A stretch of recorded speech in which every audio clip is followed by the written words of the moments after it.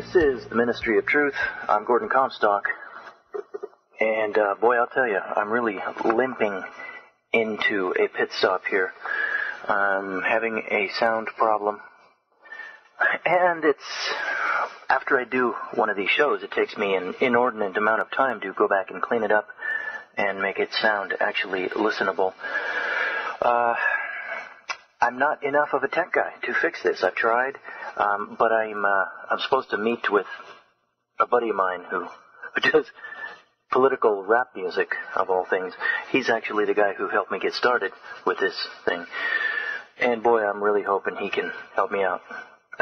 He can fix this sound thing I'm dealing with. Oh boy. And that's part of the reason, in all honesty, why I have just said, you know what? Let's put off interviews for now and read a good book. But, folks, the other part of the reason why I'm doing this is the book I have chosen. This book, The Foreign Conspiracy Against the Liberties of the United States, by Samuel Morse, written in 1835. Folks, this book is... it's one of those extremely rare times when a book has been pulled from the furnace of the memory hole. If you read 1984, and where history was being rewritten right in front of people's faces, and there was one part in the book where Winston Smith was able to procure a little news clipping where he could verify, finally, that what he thought was true was actually true, and that the authorities were lying to him.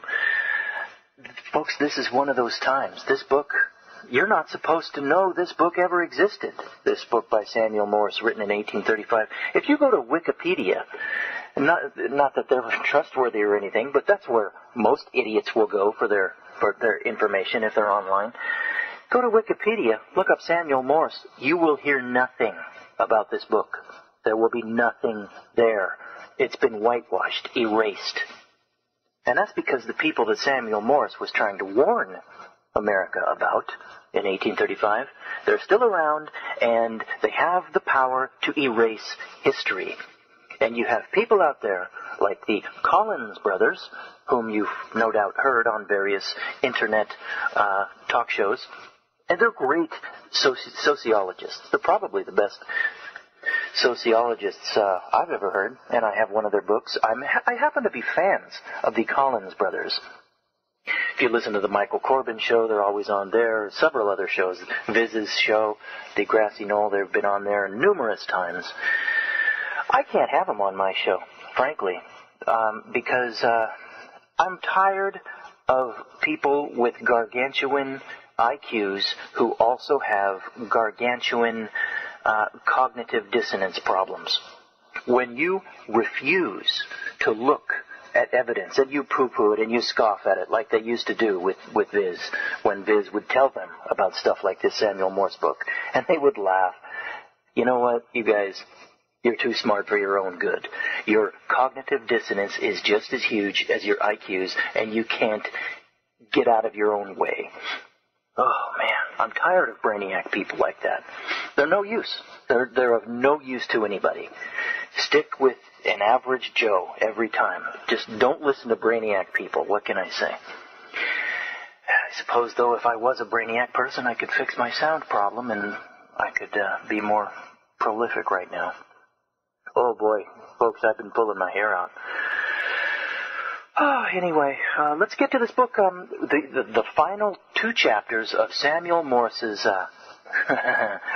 whitewashed, erased, memory-hold classic from 1835, Samuel Morse's Foreign Conspiracy Against the Liberties of the United States. Chapter 11. There is no question of more pressing, more vital importance to the whole country than this. What is the duty of the Protestant community in the perilous condition to which religious as well as civil liberty is reduced by the attempts of popery and foreign enemies upon our free institutions? Have Christian patriots reflected at all on the possible, nay, I will say probable, loss of religious liberty? Or, in idea, attempted to follow out to their result, and in their immeasurable extent the fearful consequences of its loss? Why is it then that no more energetic efforts are made to save ourselves? And here Samuel Morse provides a couple of stanzas from Shakespeare. We hear this fearful tempest sing, yet seek no shelter to avoid the storm. We see the wind sit sore upon our sails, and yet we strike not, but securely perish. We see the very wreck that we must suffer, and unavoided is the danger now, for suffering so the causes of our wreck. Shakespeare. And now back to Morse. Yes, the rocks are in full view on which the American liberty must inevitably be wrecked. He was right. They killed Lincoln. Unless all hands are aroused to immediate action, our dangers are none the less, be assured, because they are not those against which the general cry of alarm is so loudly raised by the two great political parties of the day. In the heedless strife they are now waging, the most superlative epithets of alarm have been already exhausted by each, on fictitious or comparatively trivial dangers to the Commonwealth. The public ear is deafened by their noise. Its sense of hearing is grown callous with the reiterated cries of alarm on every slight occasion. Wolf, wolf, has been so often falsely cried that now, when the wolf has in reality appeared, we cannot be made to realize it. Quote, if the trumpet give an uncertain sound, who shall prepare himself for the battle? Unquote. We are busying ourselves in quenching the few falling sparks that threaten the deck of the ship, without heeding the fire beneath that is approaching the magazine. In this reckless warfare of passion and falsehood and slander, and aided by the deafening din of party strife, neither party seemed to have observed that a secret enemy, an artful foreign enemy, has stolen in upon us, joining his foreign accents to swell the uproar, that he may with less suspicion do his nefarious work. Footnote. Dangers from a riotous spirit, and the kind of treatment due from Protestant Americans to Catholic emigrants. All the topics which grow out of this momentous subject of popery as their prolific parent are of absorbing national interest, but no one forces itself upon our consideration more imperiously at this moment than that which heads this note.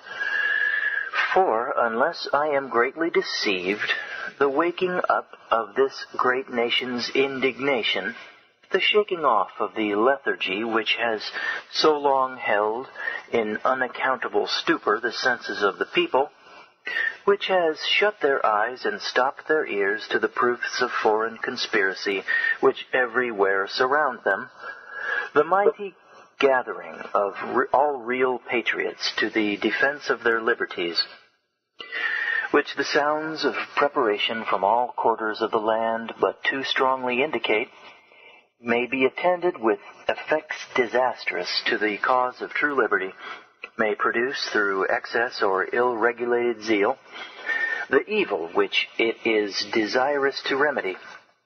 For excess, even in favor of right principles, doubles the amount of the evil which it attempts to cure.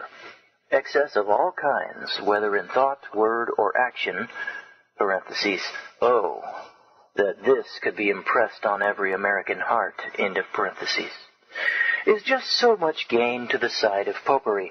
I know not how prevalent is error on this point, but I am persuaded that it exists to an extent to make an American tremble for the permanency of our democratic institutions.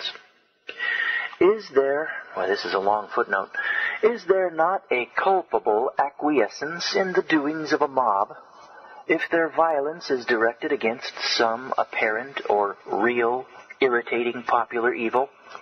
Is not the language of such acquiescence most dangerous? It amounts to this, quote, although we are averse to mob law, yet on the whole there are cases where the sin is venial, and the character of the nuisance it would abate justifies its violence, unquote. Now, once concede in a democratic community, a community which makes its own laws according to modes prescribed by itself, that an irresponsible minority may set at defiance these laws, and then let me ask, where is government? It is prostrated. It has become anarchy.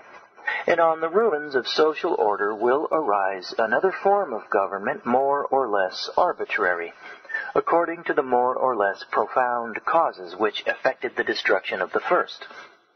Of all forms of government, a truly democratic government, while it is least obnoxious to the disturbing influences of mobs, can, at the same time, least of all, bear the shocks of their turbulence. No events, therefore, that have occurred in the eventful history of the country have so justly caused alarm for the stability of the government as the spirit of mob violence, which has lately manifested itself so frequently in our large cities. You should see it now. We should do well to remember that we have secret and artful enemies busily at work, who can and will take advantage of this unnatural state of the public feeling, and who will not fail secretly to administer fuel in modes in which they are perfectly familiar, to a diseased excitement so favorable to their views. We have in the country a powerful religious politico sect, whose final success depends on the subversion of these democratic institutions, and who have therefore a vital interest in promoting mob violence.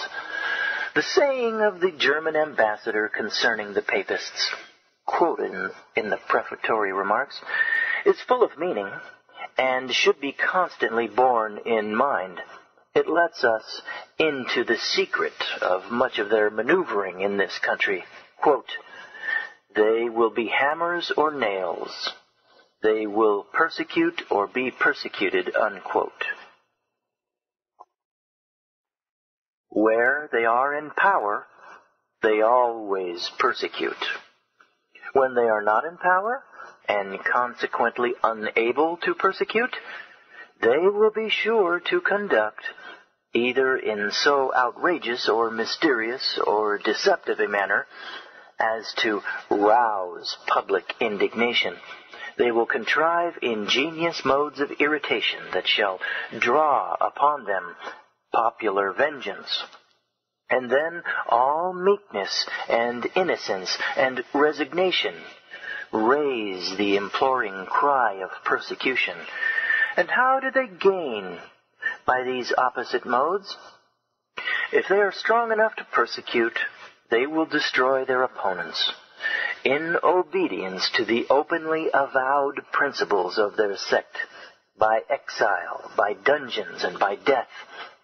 If they themselves are persecuted in a Protestant community, for Protestant principles being in known direct opposition to persecution, it is always by an irreligious mob acting in defiance of Protestant principle, and unsustained by public opinion, and the reaction of Protestant sympathy for the sufferers on any such occasion more than makes amends by its gifts for the injury sustained.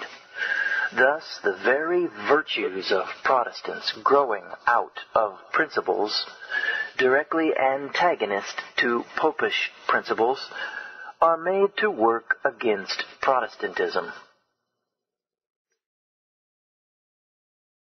and in favor of popery. Do not Jesuits know the well-known truth that a sect is helped by a little persecution? Do they not now act upon a knowledge of it?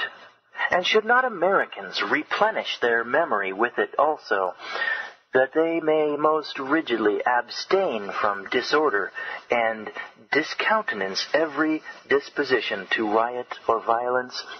Let them remember that the laws that govern them are their own laws, and they must not allow them to be broken. Let them suspect a popish plot to rob them of their liberties in every disorderly assemblage. Hear, hear. And by good order, by firmness of resistance to every temptation to riot, defeat the designs of these worst enemies of democracy. In close connection with this topic is that of the kind of treatment which Protestant Americans should show to Catholic emigrants. On this subject, a volume could be written. I have space for but a few remarks. Wow, this is a long footnote. It's interesting, though. The condition of the Catholic emigrants that are daily pouring into the country from Germany and Ireland should awaken the strongest sympathies of Americans, and in whatever aspect viewed, should enlist all their feelings of benevolence. Reflect a moment who and what they are. We have read, and our own countrymen who have traveled and seen them in their native land bear testimony to the effects upon the people of the grinding oppressions of papal government, to the mental degradation, to the poverty, to the wretchedness of the vassals of despotism. And if to prove to us what we might doubt on the authority of others, so somber is their picture of human misery, the very subjects of foreign oppression are brought and placed before our eyes. See yonder ship slowly furling her sails. She approaches the city. She casts her anchor. Who are those that crowd her decks? With eager eyes they gaze in one direction. They see at length the far-famed land of liberty. Yes, its name has been wafted even to their ears. And with the longings of captives for freedom, they have broken away from slavery and sought the asylum of the oppressed. They land upon our shores. Look, Americans, see before you the fruits of papal education, of papal care of the bodies and minds of its children, filthy and ragged in body, ignorant in mind, and but too often most debased in morals. They fill your streets with squalid beggary, and your highways with crime. They are such a loathsome picture of degradation, moral and physical, that you turn away in disgust from the sight. But why should this be? They are human beings. Although oppression has blotted out their reason and conscience and thought, they are the progeny of popery. They are the victims of its iron despotism. It is popery that has reared them up in its own caverns of superstition. They exhibit before you the blighting effects of this scourge upon the earth. It is popery that has filled their minds with puerile fables, closed their mental eyes in the darkness of ignorance, fleeced them of their property by systematic robbery, kept them from the knowledge of their natural rights as men to liberty of conscience and of opinion, extorted in abject obedience to their fellow men, to blasphemous usurpers of the prerogatives of deity. Their ignorance, wow, this is harsh. Their ignorance is their lasting fatal curse. Sounds like what's coming up the border, though, these days. Their reason and conscience stifled at their birth. They are cast upon our care, mere human machines. For the fell usurpers of God's power have torn out of them their very minds. to think for themselves that inalienable right of a rational being is rebellion against their priest. They read not, they understand not our charter of liberty. They love liberty, indeed, but what shape has liberty to men without minds? What perception of light has a sightless eye? Their liberty is licentiousness. Their freedom, strife, and debauchery. Wow, that's profound. I'm going to read that again. That's profound. They love liberty indeed, but what shape has liberty to men without minds? What perception of light has a sightless eye? Their liberty is licentiousness, their freedom, strife, and debauchery. Wow. And now with what emotions should Protestants look on these suffering, deluded men? In what channel should their sympathies flow? They have already been beaten to the dust by tyranny. Wow, Samuel Morse is getting very eloquent here. Is it for free? They have already been beaten to the dust by tyranny. Is it for free men to follow up the cruel blow of foreign tyrants? They have been brutalized by neglect. Shall they now be hunted by proscription? Shall no Christian effort be made to light up again in their darkened bosoms the extinguished spark of humanity? They are followed into our habitations.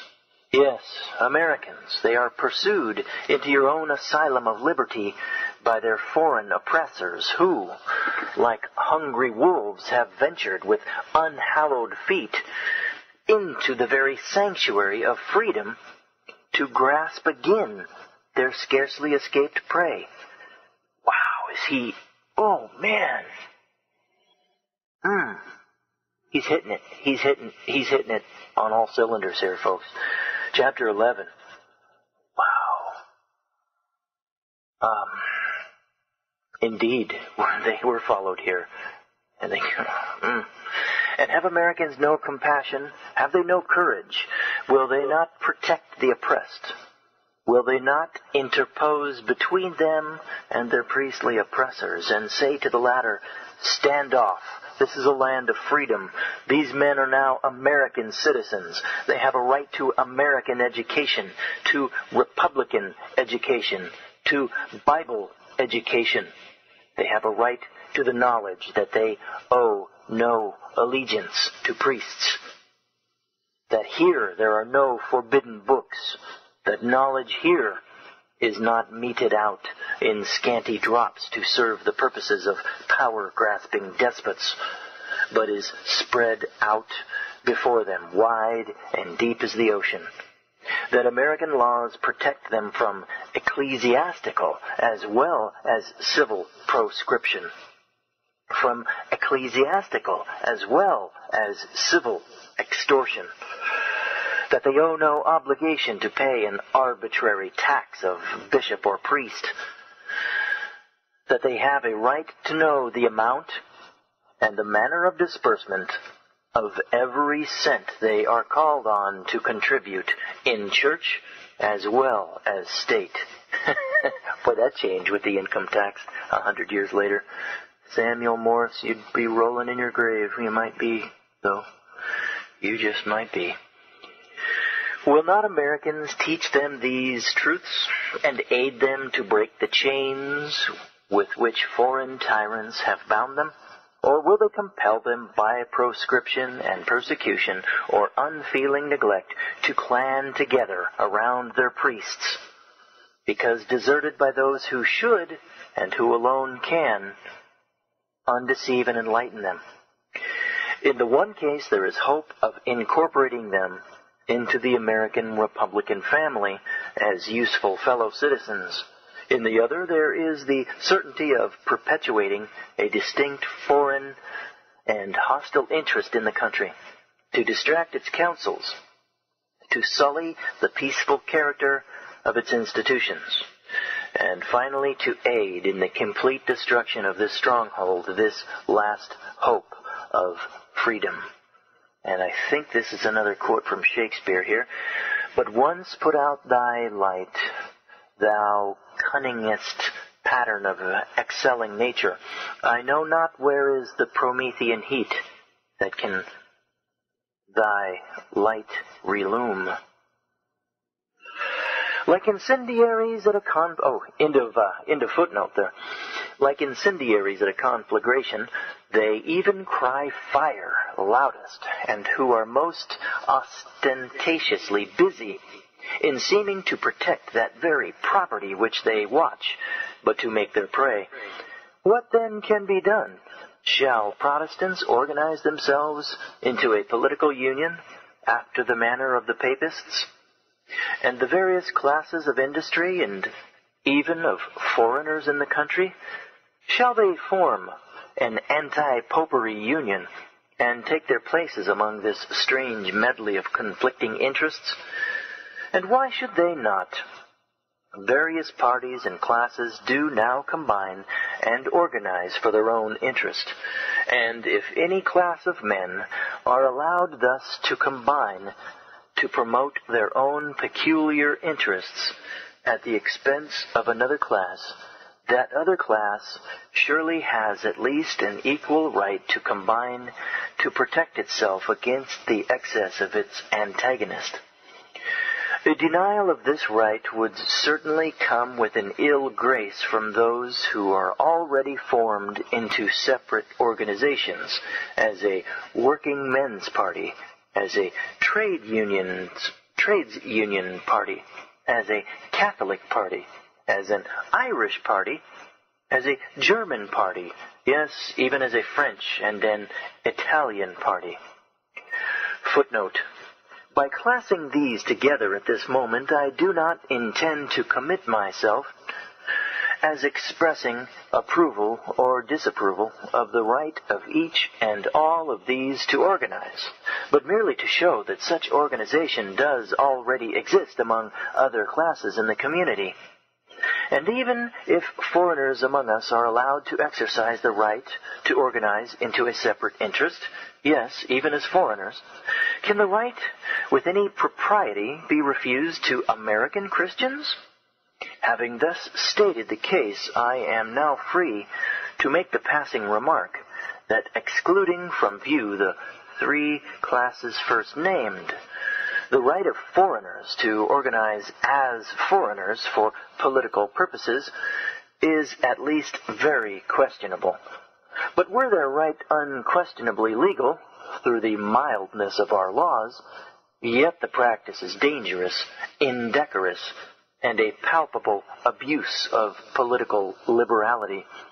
The Irish naturalized citizens, who should know no other name than Americans, for years have clanned together as Irish, and every means has been used and is still used, especially by Catholics, to preserve them distinct from the American family. Recently, a portion of the Germans have organized to keep up their distinct nationality, and the French and Italians have just followed the example. In November 1834, to what will all this lead? End of footnote. And now, on the supposition that such a political organization of Protestants were expedient, parentheses, for it resolves itself altogether into a question of expediency, end of parentheses, let us see whether any party or interest could show a stronger claim upon the support of the whole nation. Its manifesto might run thus: Popery is a political system, despotic in its organization, anti-democratic and anti-republican, and cannot therefore coexist with American republicanism. The ratio of increase of popery is the exact ratio of decrease of civil liberty. The dominance of popery in the United States is the certain destruction of our free institutions. Popery, by its organization, is wholly under the control of a foreign despotic sovereign. Austria, one of the Holy Alliance of sovereigns, leagued against the liberties of the world, has the superintendence of the operations of popery in this country. The agents of Austria in the United States are Jesuits and priests in the pay of that foreign power, in active correspondence with their employers abroad, not bound by ties of any kind to our government or country, but, on the contrary, impelled by the strongest motives of ambition to serve the interests of a despotic foreign government, which ambition has already, in one or more instances, been gratified by promotion of these agents to higher office and wealth in Europe. Popery is a union of church and state. Nor can popery exist in this country in that plenitude of power which it claims as a divine right, and which, in the very nature of the system, it must continually strive to obtain, until such a union is consummated. Popery on this ground, therefore, is destructive to our religious as well as civil liberty. Popery is more dangerous and more formidable than any power in the United States, on the ground that, through its despotic organization, it can concentrate its efforts for any purpose with complete effect, and that organization being wholly under foreign control, it can have no real sympathy with anything American. The funds and intellect and intriguing experience of all papal and despotic Europe, by means of agents at this moment organized throughout our land, can at any time be brought in aid of the enterprises of foreign powers in this country. These are the grounds upon which an appeal for support might be made to the patriotism, the love of liberty, the hatred of tyranny, temporal and spiritual, which belong in common to the whole Protestant American family. Well, they used to, Sam. But is this the plan of opposition to popery that should be proposed? The plan which ought to be adopted by the Protestant community? No. Distinctly and decidedly no. Plausible as it may appear, and perfectly in accordance as it is with the practice of politicians, the Christian community ought not, cannot adopt such an organization. There must not be a Christian party. What? Shall Christianity throw aside the keen moral and intellectual arms with which alone it has gained and secured every substantial victory since the commencement of its glorious career?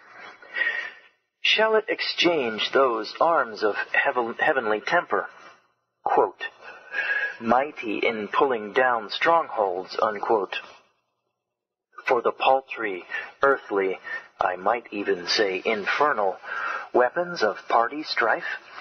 Can Christianity stoop so low?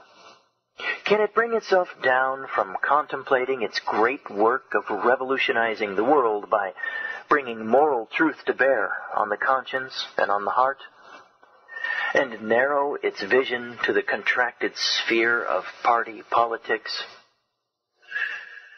Can it enter without defilement into the polluted and polluting arena of political contest? Can it consent to be bargained for by political hucksters, or have the price of its favors hawked in the market by political brokers? Sounds like Sam Morse would get a kick out of the Christian right today. especially perhaps the Galatian-like Christian Zionists. Footnote: both political parties intrigue for Catholic votes. Let neither political party throw upon its antagonist the exclusive odium of courting this foreign, priest-disciplined band. There are some of both parties who must hide their heads in shame when real Americans, the patriots of the country, disregarding party name, shall turn their indignant eyes upon this lurking enemy of liberty, and shall apprehend the reality of this foreign conspiracy. Is either political party disposed to upbraid the other with tampering, with popery, or to congratulate itself that it has kept its own garments unspotted from the crime of this indirect treason? If either thus flatters itself, let it be dumb. Let guilt stop the utterance of both. Both are deplorably, notoriously guilty. This is a truth that cannot and will not be denied.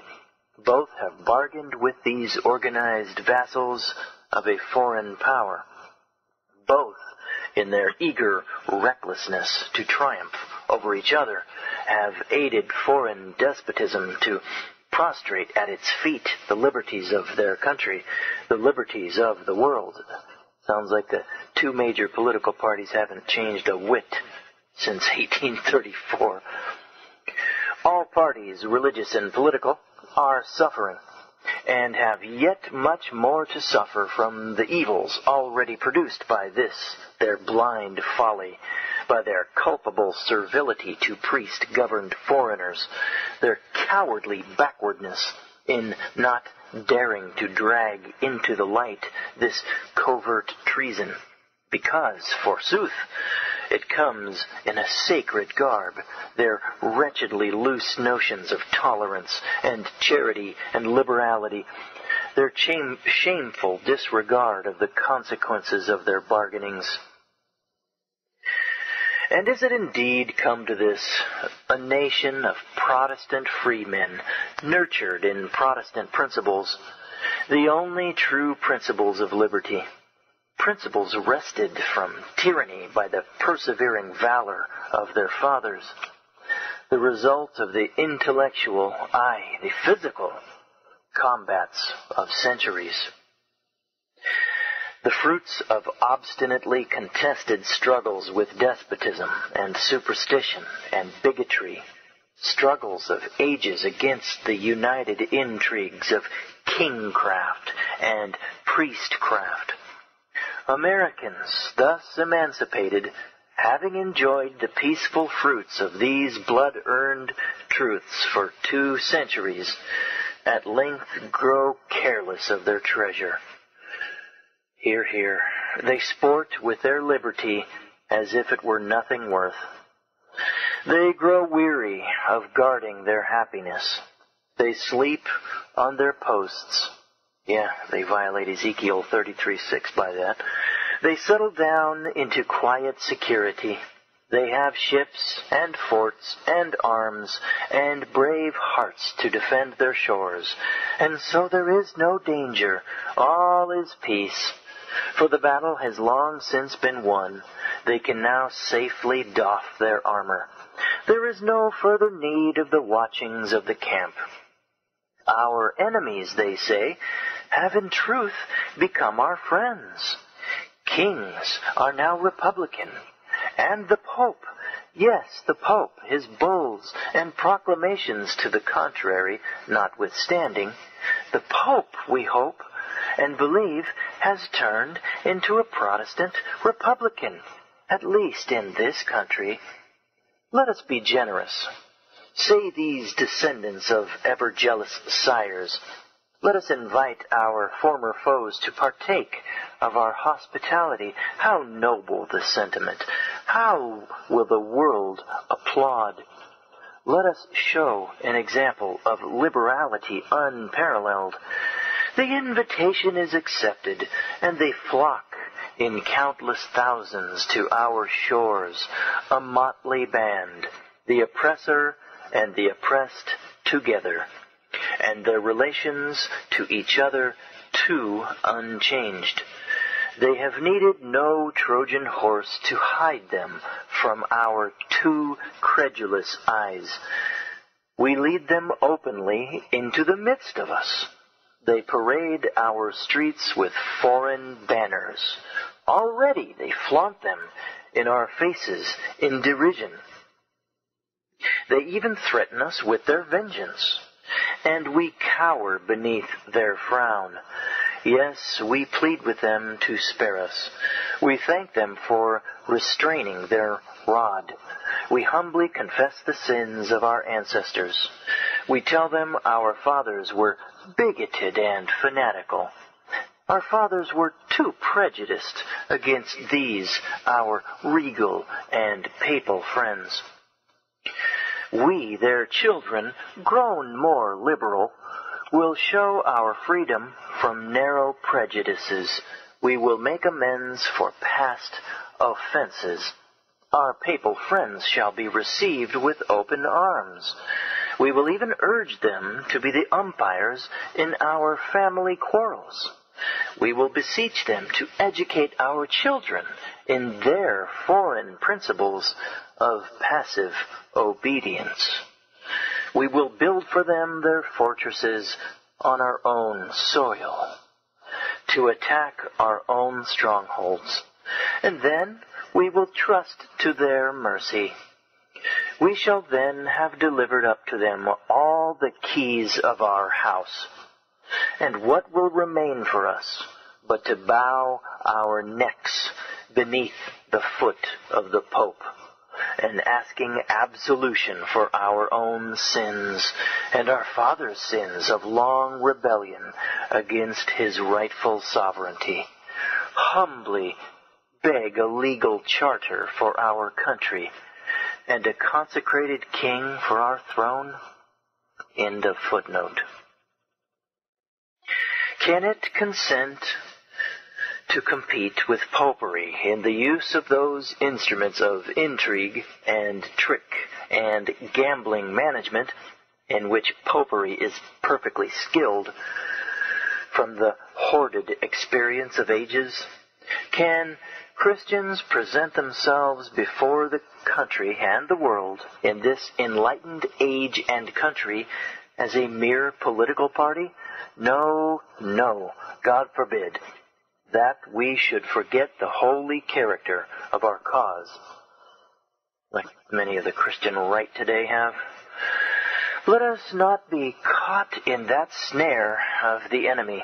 The danger cry of church and state may safely be left to the people to trumpet aloud through the land, when the blind infatuation which now closes their eyes shall have been removed, and they shall be able to see what many already see, the secret political maneuverings. Footnote: Popish experiment on the military of the country. The experiments of popery in various parts of the country on the ignorance or credulity or the apathy of the people are every day, I might say every hour, more manifest. And they are prosecuted with a boldness, with an audacious defiance of American habits and the feelings of American republicanism, truly astonishing. Yet upon reflection, is it so astonishing that such a tyranny of such inexhaustible resources of cunning and artifice, backed by the treasures and the open encouragement of the arbitrary governments of Europe, should be more than ordinarily bold? Makes sense to me. For if success attends the advance of these arch-intriguers against our Protestant habits and institutions, high honors and pecuniary rewards await them at home. If detection at any time overtakes them from the sudden waking of their victim and his restive efforts to break off the bands, that they would spider-like softly bind upon him, they have a retreat from punishment in their own country. A new experiment, another step forward in the march against our freedom. And to all appearances at present, a successful one, has been tried at the West, at St. Louis, in the consecration of the Popish Cathedral. The account is from a Popish journal called the Catholic Telegraph. They shall have the benefit of their own recital. Quote, "The Cathedral of St. Louis is 134 feet long by 84 wide. There are 8 rows of pews, 25 in each row, calculated to contain at least 8,000 persons. There are 2 magnificent colonnades at opposite sides in the body of the church, consisting of 5 massive pillars of brick, elegantly marbled, and each 4 feet in diameter. The altar is of stone. It is only temporary and will soon be superseded by a superb marble altar, which is hourly expected from Italy. The church, it is said, has already cost $42,000.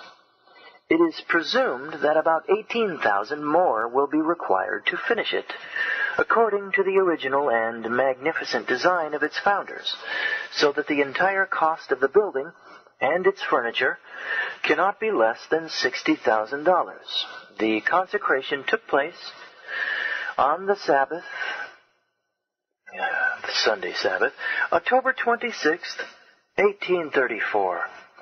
At an early hour, 7 a.m. on the day of consecration, 4 bishops, 28 priests, 12 of whom were from 12 different nations, and a considerable number of young aspirants to the holy ministry, making the entire ecclesiastical corps amount to 50 or 60, were habited in their appropriate dresses. As soon as the procession was organized, the pealing of 3 large and clear-sounding bells, the thunder of 2 pieces of artillery, raised all hearts, as well as our own, to the great Almighty Being, when the holy relics were moved towards their new habitation, where they shall enjoy an anticipated resurrection, the presence of their God in his holy tabernacle. The guns fired a second salute. We felt as if the soul of St. Louis, Christian, lawgiver, and hero, was in the sound. And again he led on his victorious armies in the service of the God of hosts, for the defense of his religion, his sepulchre, and his people. When the solemn moment of the consecration approached, and the Son of the living God was going to descend for the first time, into the new residence of his glory on earth, the drums beat the revelry. 3 of the star-spangled banners were lowered over the balustrade of the sanctuary. The artillery gave a deafening discharge. The dedication sermon was preached by the Bishop of Cincinnati. During the divine sacrifice, 2 of the military stood with drawn swords, 1 at each side of the altar. They belonged to a guard of honor formed expressly for the occasion, besides whom there were detachments from the 4 militia companies of the city, the Marians, the Greys, the Riflemen, and the Cannoneers from Jefferson Barracks, stationed at convenient distances around the church. Well and eloquently did the Reverend Mr. Abel, pastor of Louisville, observe in the evening discourse, alluding to his own and the impressions of the clergy and laity who were witness to the scene, "Fellow Christians and fellow citizens, I have seen the flag of my country proudly floating at the masthead of our richly freighted merchantmen, I have seen it fluttering in the breeze at the head of our armies, but never, never did my heart exult, as when I, this day, behold it, for the first time, bow before its God, breathing from infancy the air which our artillery had purified from the infectious spirit of bigotry and persecution. It would be the pride of my soul to take the brave men by the hand by whom these cannons were served. But for these cannons there would be no home for the free, no asylum for the persecuted." Unquote. What, and now back to Sam Morse, what are the reflections of an American on an occurrence like this? What must they be to one who has ever felt his pride of country stir within him, when in foreign lands he has beheld the degraded slaves of despotism bow in like manner before the altars and idols of heathenish superstition, awed into seeming reverence by the military array which always accompanies the imposing ceremonial of the Popish Church? But the military was only a guard of honor. Yes, this is the soft name given to this despotic chain, the musical sound to charm us away from scrutinizing it. And it will be sufficient, doubtless, to drown its harsher clanking in our torpid ears. The guard of honor, that universal appendage of kings and sacred despots, is a serviceable band. It not only helps to swell a procession by its numbers, but with the glitter of its arms and accoutrements and gay banners, it adds splendor to the pageant of a heathen ritual. But, reader, it has an essential duty to perform. Its duty is to enforce the ceremonies of worship upon all present. Do you doubt this duty of the guard of honor? The writer will give his own experience of the duties of the guard of honor. I, Samuel Morse, was a stranger in Rome, and recovering from the debility of a slight fever. I was walking for air and gentle exercise in the Corso on the day of the celebration of the Corpus Domini. From the houses on each side of the street were hung rich tapestries and gold-embroidered damasks, and toward me slowly advanced a long procession, decked out with all the heathenish paraphernalia of this self-styled church. In a part of the procession, a lofty baldacchino, or canopy, borne by men, was held above the idol, the host, before which, as it passed, all heads were uncovered, and every knee bent but mine. Ignorant of the customs of heathenism, I turned my back upon the procession and close to the side of the houses in the crowd, as I supposed, unobserved. I was noting in my tablets the order of the assemblage. I was suddenly aroused from my occupation and staggered by a blow upon the head from the gun and bayonet of a soldier, which struck off my hat far into the crowd. Upon recovering from the shock, the soldier, with the expression of a demon, and his mouth pouring forth a torrent of Italian oaths, in which Il Diavolo had a prominent place, stood with his bayonet against my breast. I could make no resistance. I could only ask him why he struck me, and receive in answer his fresh volley of unintelligible imprecations, which, having delivered, he resumed his place in the guard of honor, by the side of the officiating cardinal. Wow. Samuel Morse got hit by the thugs. Oh, wow.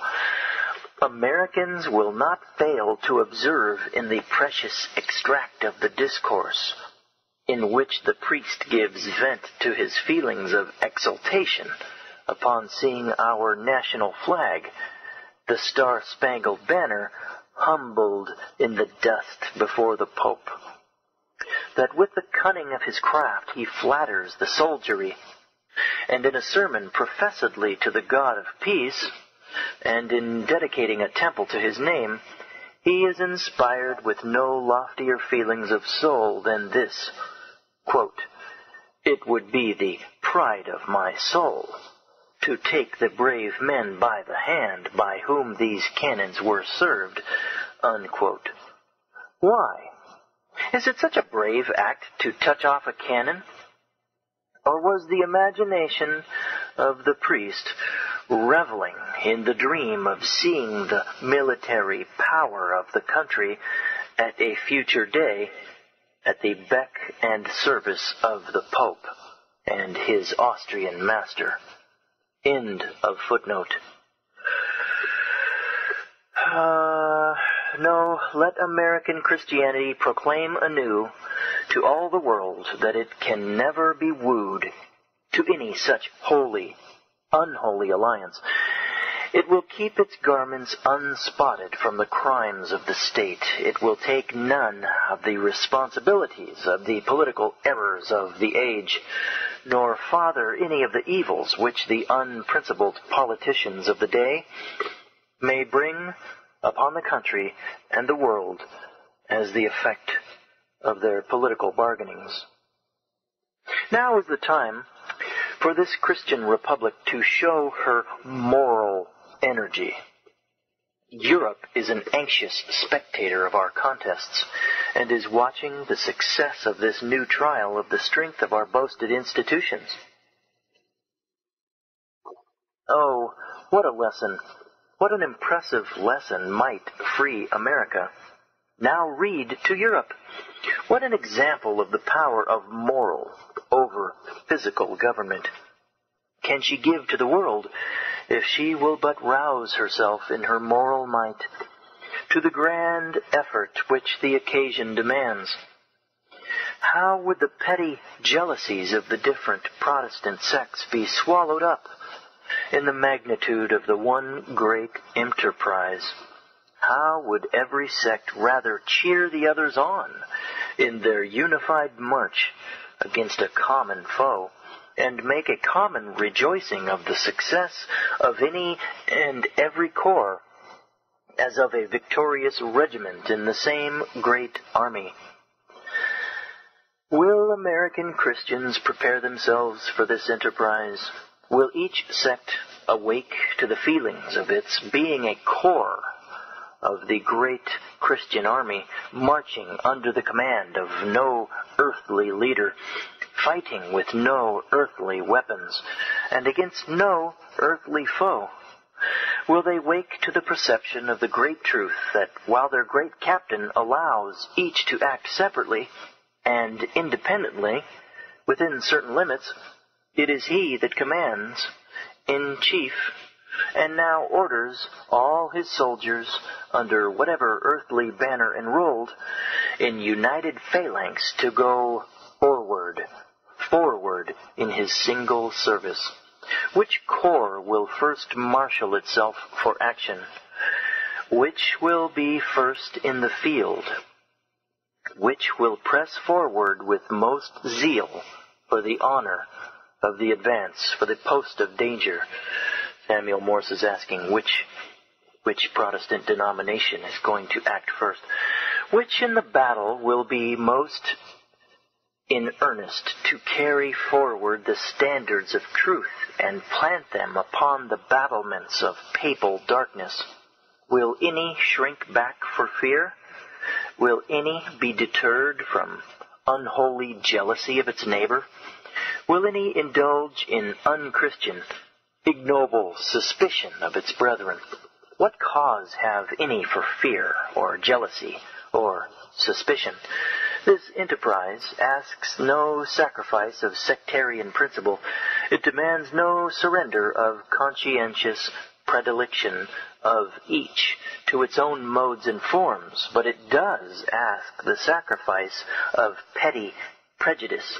It does demand the surrender of those miserable jealousies and envyings which more or less belong to some of every sect. When they learn the greater success of another, as if the victory of one were not the victory of all. And what are the weapons of this warfare? The Bible, the tract, the infant school, the Sunday school, the common school for all classes, the academy for all classes, the college and university for all classes. That's been taken over. Forget that. A free press for the discussion of all questions. Yeah, you could forget that too.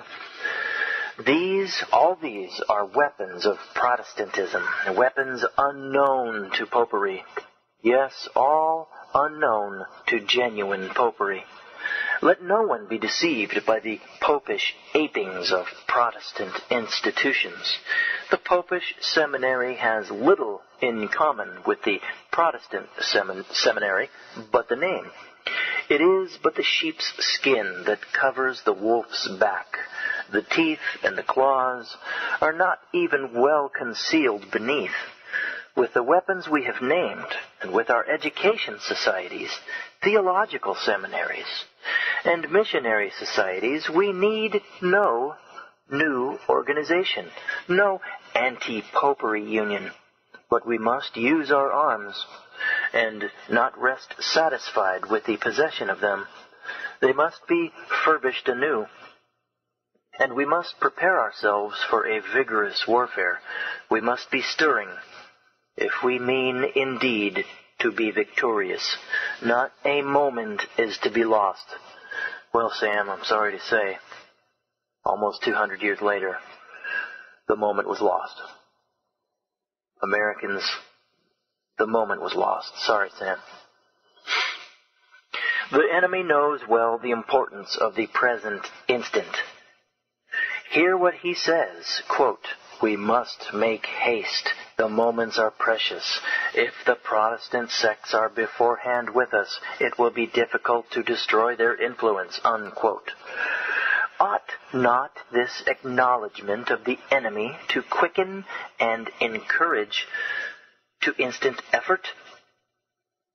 And again writes a Catholic missionary, quote, "Zeal for error is always hot, particularly among the Methodists, whom nothing can turn from their track, and who heap absurdity upon absurdity.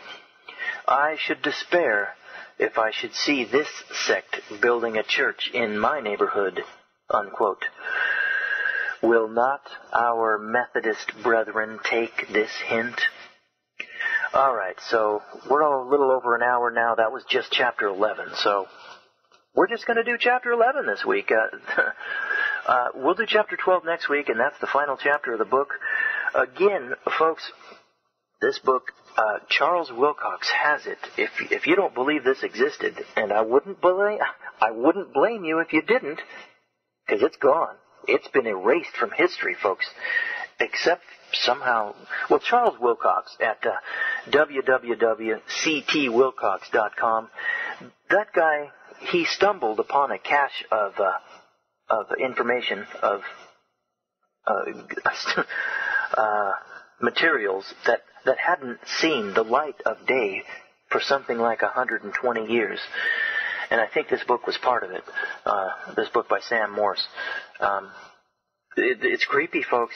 It's creepy how a book can be destroyed, whitewashed, and shoved down the memory hole. Our history has been stolen from us. So anyway, if you want to check it out, if you want to see pictures of this book and read this book online, go to ctwilcox.com. I'm out of here. Later days.